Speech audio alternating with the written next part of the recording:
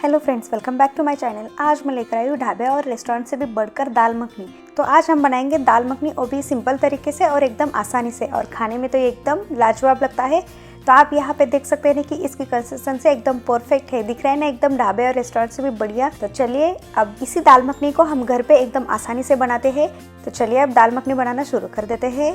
दाल मखनी बनाने के लिए यहाँ पे मैंने उड़द दाल और राजमा का यूज किया है। आप चाहे तो बस उड़द दाल का भी यूज कर सकते हैं। तो यहाँ पे मैंने 1 कप उड़द दाल छिलके वाली लिया है। इसे रात भर पानी में अच्छे से भिगोकर रख दिया था। और साथ में ही लिया है 1/4 कप राजमा। तो आप चाहे तो राजमा को स्किप कर सकते हैं और हमें इसे कम से कम रात भर पानी में अच्छे से भिगोकर रख देना है। अगर आपके पास टाइम नहीं है या फिर आपको जल्दबाजी है तो आप इसे गर्म पानी में 3 से 4 घंटे तक अच्छे से भिगोकर रख सकते हैं। तो हम यहाँ पे इसे एकदम अच्छे से रगड़ के वॉश कर लेना है, ताकि इसके ऊपर जो भी काला पानी हो पूरी तरीके से निकल जाए। हम जितना दाल को ज्यादा भिगोते हैं उतना ही दाल अच्छे से सॉफ्ट बनती है और इसे पकने में ज्यादा समय भी नहीं लगता है। तो यहाँ पे मैंने इसे अच्छे से वॉश कर लिया है। तो हम यहाँ पे इसका पानी निकाल देते हैं। तो ये देखिए, यहाँ पे मैंने इसे 1 से 2 बार अच्छे से वॉश कर लिया है। तो अब चलते हैं अगले प्रोसेस में। तो यहाँ पे मैंने एक प्रेशर कुकर लिया है। अब इस प्रेशर कुकर में हमने उड़द दाल और राजमा को अच्छे से वॉश किया था, वो दाल हम यहाँ पे डाल देते हैं।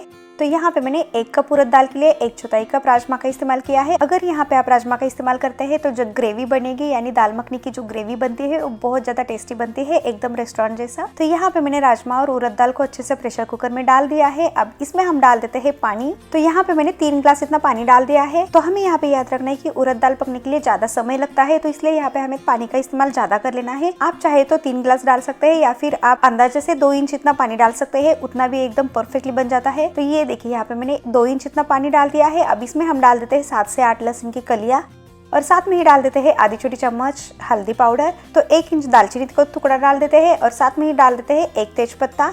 तो यहाँ पे ये दालचीनी और तेजपत्ता बस फ्लेवर के लिए है, और हल्दी पाउडर हमने यहाँ पे इस्तेमाल किया है ताकि ये जो दाल मखनी बने वो थोड़ी सी ज्यादा अच्छी बने और दिखने में भी एकदम परफेक्टली दिखे। तो यहाँ पे इन सबको एक बार अच्छे से मिक्स कर लेते हैं और हम यहाँ पे प्रेशर कुकर का ढक्कन अच्छे से लगा देते हैं और इसे मीडियम फ्लेम पे 8 से 10 सीटी आने तक पका लेते हैं, या फिर तब तक पकाए जब तक उड़द दाल और राजमा अच्छे से पक जाए, यानी सॉफ्ट बन जाए। तो यहाँ पे 8 सीटी लग चुकी थी। तो यहाँ पे मैंने गैस को बंद कर दिया है और प्रेशर कुकर भी एकदम अच्छे से ठंडा हो चुका है। तो ये देखिए, यहाँ पे इसका पूरी तरीके से वाफ भी निकल चुका है। तो हम यहाँ पे प्रेशर कुकर का ढक्कन एकदम सावधानी से निकाल देते हैं। तो ये लीजिए, हमारे उड़द दाल और राजमा एकदम परफेक्टली कुक हो चुका है। तो यहाँ पे मैं आपको दाल को भी चेक करके दिखा देती हूँ। तो ये देखिए, यहाँ पे हमारी जो उड़द दाल है एकदम परफेक्टली सॉफ्ट हो चुके हैं और राजमा भी हमारा परफेक्टली कुक हो चुका है। तो यहाँ पे थोड़ा सा गर्म है। अगर यहाँ पे आपकी दाल अच्छे से पक नहीं चुकी है तो आप यहाँ पे 2 से 3 सीटी और लगा सकते हैं मीडियम फ्लेम पे। अब हम यहाँ पे ये तेजपत्ता को निकाल देते हैं। आप चाहे तो दालचीनी को भी निकाल सकते हैं। तो अब हम यहाँ पे ये जो दाल है इसे थोड़ा सा स्मैश कर लेना है। तो आधे दाल को स्मैश कर लेना है और आधे दाल को हमें ऐसे ही खड़ा रखना है, जिससे हमारी दाल मखनी दिखने में परफेक्टली दिखे और इसका टेक्सचर एकदम रेस्टोरेंट से भी बढ़िया है। तो ये देखिए, यहाँ पे हमें इस तरीके से स्पून से स्मैश कर लेना है, या फिर आप चाहे तो जो स्मैशर रहता है उससे भी आप स्मैश कर सकते हैं। तो यहाँ पे मैंने एक स्मैशर लिया है। अब इससे हम स्मैश कर लेते हैं। तो हमें यहाँ पे याद रखना है कि आधे दाल को स्मैश कर लेना है और आधे दाल को ऐसे ही खड़ा रखना है।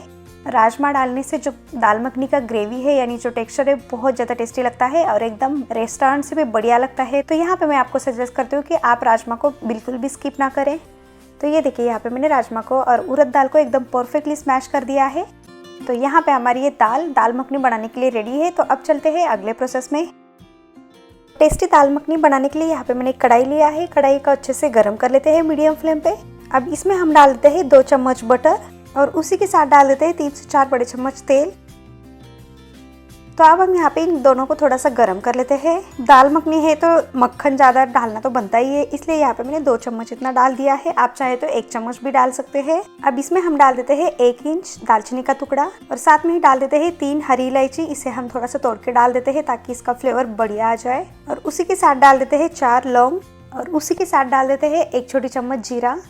तो हम यहाँ पे इन सबको थोड़ा सा फ्राई कर लेते हैं। तो हमें यहाँ पे लो फ्लेम कर देना है और लो फ्लेम पे इसे कुछ सेकंड के लिए फ्राई कर लेना है, ताकि सारे फ्लेवर्स तेल में अच्छे से उतर जाए।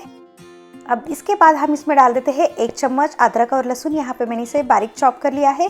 आप चाहे तो यहाँ पे अदरक लहसुन का पेस्ट भी यूज कर सकते हैं। तो अब हम यहाँ पे इसे भी कुछ सेकंड के लिए फ्राई कर लेते हैं, या फिर तब तक फ्राई करें जब तक ये दिखने में थोड़ा सा लाइट ब्राउन कलर दिखे। तो हमें यहाँ पे याद रखना है कि लो फ्लेम ही रखना है। तो यहाँ पे अदरक और लहसुन थोड़ा सा चॉप करने से जब भी ये मुंह में आ जाता है तो खाने में बहुत ज्यादा टेस्टी लगता है। तो इसलिए यहाँ पे मैंने इसे बारीक चॉप कर दिया है। तो यहाँ पे अदरक और लहसुन थोड़ा सा फ्राई हो जाने के बाद हम इसमें डाल देते हैं प्याज। तो यहाँ पे मैंने एक मीडियम साइज के प्याज को अच्छे से बारीक चॉप कर दिया है, और यहाँ पे 1 कप से मापा तो 1 कप इतना है। तो अब हम यहाँ पे प्याज को भी अच्छे से फ्राई कर लेते हैं। तो हमें यहाँ पे इसे 2 से 3 मिनट तक अच्छे से फ्राई कर लेना है, या फिर तब तक फ्राई करें जब तक जो प्याज है दिखने में थोड़ा सा सॉफ्ट और लाइट ब्राउन कलर दिखे। तो अब हम इस स्टेज पे फ्लेम को मीडियम कर देते हैं, और इसे मीडियम फ्लेम पे लगातार चलाते हुए आप इसे मिक्स कर सकते हैं, या फिर आप इसे बीच बीच में मिक्स कर सकते हैं। तो ये देखिए यहाँ पे 3 मिनट हो जाने के बाद यहाँ पे आप देख सकते हैं कि जो प्याज है दिखने में सॉफ्ट दिखने लगा है, और इसका कलर भी लाइट ब्राउन कलर हो चुका है। तो हमें यहाँ पे प्याज को इतना ही फ्राई कर लेना है। तो अब इसमें हम डाल देते हैं सूखे मसाले। तो इसमें हम डाल देते हैं आधी छोटी चम्मच हल्दी पाउडर। याद रहे कि हल्दी पाउडर हमने दाल पकते वक्त भी इस्तेमाल किया है।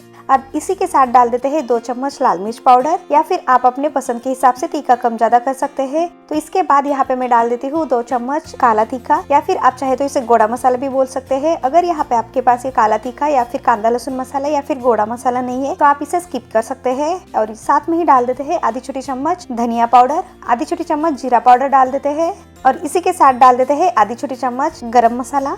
अब हम यहाँ पे इन सबको एक बार अच्छे से मिक्स कर लेते हैं। अगर आपके पास काला मसाला नहीं है तो आपके पास अगर किचन किंग मसाला है या फिर सब्जी मसाला है तो आप यहाँ पे आधी छोटी चम्मच या फिर 1 चम्मच इतना डाल सकते हैं। तो ये देखिए यहाँ पे प्याज के साथ सारे मसाले को मैंने अच्छे से मिक्स कर लिया है।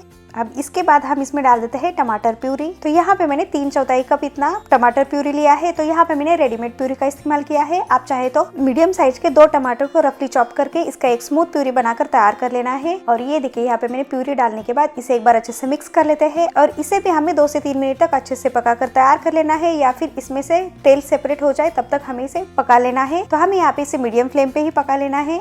दाल मखनी में प्यूरी का इस्तेमाल ज़्यादा होता है, तो इसलिए यहाँ पे हमें टमाटर प्यूरी का ज़्यादा ही इस्तेमाल कर लेना है। इससे टेस्ट बहुत ही बढ़िया आता है। तो ये देखिए यहाँ पे मैंने इसे अच्छे से मिक्स कर दिया है। अब हम यहाँ पे इसे ढक के पका लेते हैं। आप चाहे तो इसे बिना कवर किए भी पका सकते हैं। तो हमें यहाँ पे याद रखना है कि इसे बीच बीच में चलाते रहना है, नहीं तो ये नीचे से जल सकता है। तो यहाँ पे 3 मिनट हो चुके हैं। 3 मिनट हो जाने के बाद मैंने ढक्कन हटा दिया है, और यहाँ पे आप देख सकते हैं कि इसके किनारे से तेल निकलना स्टार्ट हो चुका है। तो हम यहाँ पे इसे एक बार अच्छे से मिक्स कर लेते हैं। तो ये देखिए यहाँ पे आप देख सकते हैं कि हमारा टमाटर और प्याज का मसाला एकदम परफेक्टली बनके तैयार है, और इसमें से बहुत ही बढ़िया खुशबू आने लगा है। तो हमें इसे इसी स्टेज तक आने तक इसे पका लेना है। तो यहाँ पे हमारे ये मसाले भी एकदम परफेक्टली रेडी है। तो अब इस स्टेज पे हम डाल देते हैं पकी हुई उड़द दाल और राजमा। तो ये देखिए यहाँ पे मैंने पूरा दाल को अच्छे से डाल दिया है। तो हम यहाँ पे इसे एक बार अच्छे से मिक्स कर लेते हैं। तो याद रहे कि हमें यहाँ पे मीडियम फ्लेम ही रखना है, और इसे मीडियम फ्लेम पे एकदम परफेक्टली मिक्स कर देना है। तो ये देखिए यहाँ पे आप देख सकते हैं कि हमारी जो दाल मखनी है दिखने में थोड़ी सी गाढ़ी दिखने लगी है। तो हमें इसमें और भी थोड़ा सा पानी का इस्तेमाल कर लेना है। तो इसमें हम डाल देते हैं पानी। तो यहाँ पे मैंने फिर से 1.5 गिलास इतना पानी डाल दिया है। आपको जितनी क्वांटिटी या फिर आपको जितनी पतली या गाढ़ी ग्रेवी चाहिए आप उस अकॉर्डिंग पानी का इस्तेमाल कर सकते हैं। और उसी के साथ डाल देते हैं स्वाद अनुसार नमक। तो यहाँ पे मैंने 1.5 चम्मच इतना नमक डाल दिया है। आप अपने पसंद के हिसाब से डाल सकते हैं। तो हम यहाँ पे पानी और नमक को भी अच्छे से मिक्स कर देते हैं। तो यहाँ पे अगर आपको लग रहा है कि दाल मखनी बहुत ज़्यादा पतली है तो यहाँ पे हमें दाल को और भी थोड़ा सा पकाना है। पकने के बाद ये दाल थोड़ा सा गाढ़ा बन जाता है और जो हमारी दाल मखनी है वो परफेक्टली बन जाती है। तो यहाँ पे मैंने इसे अच्छे से मिक्स कर दिया है। तो हम यहाँ पे इसे लो टू मीडियम फ्लेम पे 10 से 12 मिनट तक अच्छे से पका लेना है। तो हम यहाँ पे इसे कवर कर देते हैं और इसे लो टू मीडियम फ्लेम पे 10 से 12 मिनट तक पका लेते हैं। तो ये देखिए यहाँ पे 4 से 5 मिनट हो चुके हैं। तो यहाँ पे मैंने इसका ढक्कन निकाल दिया है। तो हम यहाँ पे इसे एक बार अच्छे से मिक्स कर लेते हैं। तो हमें यहाँ पे याद रखना है कि इसे बीच बीच में चलाते रहना है, नहीं तो ये नीचे से जल सकता है। तो यहाँ पे हमारे दाल मखनी का टेस्ट थोड़ा सा चेंज आ सकता है। तो इसलिए यहाँ पे हमें याद रखना है कि इसे बीच बीच में चलाते हुए मिक्स कर लेना है। तो यहाँ पे मैंने इसे फिर से कवर कर दिया है और इसे फिर से हम पकने देते हैं। तो ये देखिए यहाँ पे टोटल 12 मिनट हो चुके हैं। 12 मिनट हो जाने के बाद यहाँ पे मैंने इसका ढक्कन निकाल दिया है। तो ये देखिए यहाँ पे आप देख सकते हैं ना कि इसके ऊपर कितना बढ़िया सा कलर आ चुका है। तो हम यहाँ पे इसे एक बार अच्छे से मिक्स कर लेते हैं। तो यहाँ पे आप देख सकते हैं ना कि दाल मखनी का टेक्सचर और ग्रेवी की कंसिस्टेंसी कितनी बढ़िया दिखने लगी, दिख रहा है ना, एकदम रेस्टोरेंट से भी बढ़िया दाल मखनी। तो यहाँ पे मैंने इसे एक बार अच्छे से मिक्स कर लिया है। अब इसके बाद हम इसमें डाल देते हैं 1 चम्मच कसूरी मेथी। तो यहाँ पे मैंने 1 चम्मच कसूरी मेथी हाथ में लेके थोड़ा सा इसे क्रश करके डाल देते हैं। कसूरी मेथी डालने से इसका फ्लेवर बहुत ही बढ़िया आता है। और साथ में ही डाल देते हैं 1 चम्मच बटर। दाल मखनी है तो मक्खन तो ज्यादा ही डलता है ना, तो इसलिए यहाँ पे मैंने तो फिर से 1 चम्मच इतना मक्खन डाल दिया है, यानी बटर डाल दिया है। तो हम यहाँ पे इन दोनों को एक बार अच्छे से मिक्स कर लेते हैं। तो यहाँ पे आपने देखा ना कि दाल मखनी बनाना कितना आसान है और इसके स्टेप्स तो एकदम आसान है। बस यहाँ पे हमें याद रखना है कि इसे ज्यादा कुक करना है, यानी इसे ज्यादा पकाना है। जितना हम यहाँ पे ज्यादा पकाते हैं उतना ही टेस्टी हमारे दाल मखनी बनके तैयार हो जाती है। तो ये देखिए यहाँ पे मैंने इसे एक बार अच्छे से मिक्स कर लिया है और यहाँ पे हमारी टेस्टी दाल मखनी बनके तैयार है। अब लास्ट में इसमें हम डाल देते हैं फ्रेश क्रीम। तो यहाँ पे मैंने घर की मलाई का क्रीम लिया है, आप चाहे तो बाजार से फ्रेश क्रीम भी ले सकते हैं। अगर यहाँ पे आपके पास मलाई भी नहीं है और फ्रेश क्रीम भी नहीं है तो आप यहाँ पे दूध का भी इस्तेमाल कर सकते हैं। तो यहाँ पे मैंने 4 चम्मच इतना मलाई डाल दिया है। तो हम यहाँ पे इसे एक बार अच्छे से मिक्स कर देते हैं। तो ये देखिए यहाँ पे मलाई डालने के बाद इसका कलर एकदम चेंज हो चुका है। अगर यहाँ पे आपको रेड कलर चाहिए, यानी थोड़ा सा लाल कलर चाहिए, तो आप इसके ऊपर थोड़ा सा तड़का दे सकते हैं। तड़का देने से भी दाल मखनी बहुत ही टेस्टी बनती है। तो यहाँ पे हमारी दाल मखनी बनके तैयार है। तो अब हम यहाँ पे गैस को बंद कर देते हैं और इसे ले चलते हैं सर्व करने के प्रोसेस में। सर्व करने के लिए यहाँ पे मैंने एक सर्विंग बाउल लिया है। अब इस बाउल में हम डाल देते हैं टेस्टी दाल मखनी। तो यहाँ पे आपने देखा ना कि इसे बनाना कितना आसान है। बस हमें यहाँ पे थोड़े से स्टेप अच्छे से फॉलो कर लेना है, जिससे हमारी दाल मखनी एकदम परफेक्टली बन जाती है। अगर यहाँ पे आप मेरे तरीके से बनाओगे तो आपको बहुत पसंद आ जाएगा और एकदम झटपट और एकदम टेस्टी दाल मखनी रेस्टोरेंट से भी बढ़िया बनकर तैयार हो जाती है। तो यहाँ पे आप देख सकते हैं ना कि जो दाल मखनी है इसका ग्रेवी का टेक्सचर और कंसिस्टेंसी कितनी परफेक्ट दिखने लगी है। तो आप इस दाल मखनी को राइस, पूरी, नान, चपाती सबके साथ खा सकते हैं। ये सबके साथ बहुत ही टेस्टी लगता है। तो यहाँ पे हमारी परफेक्टली दाल मखनी बनके तैयार है। अगर यहाँ पे आपको आज की मेरी ये रेसिपी पसंद आती है तो लाइक, शेयर, सब्सक्राइब करना ना भूले और साथ में नोटिफिकेशन को भी ऑन करें ताकि मेरी कोई भी रेसिपी आपसे मिस ना हो जाए।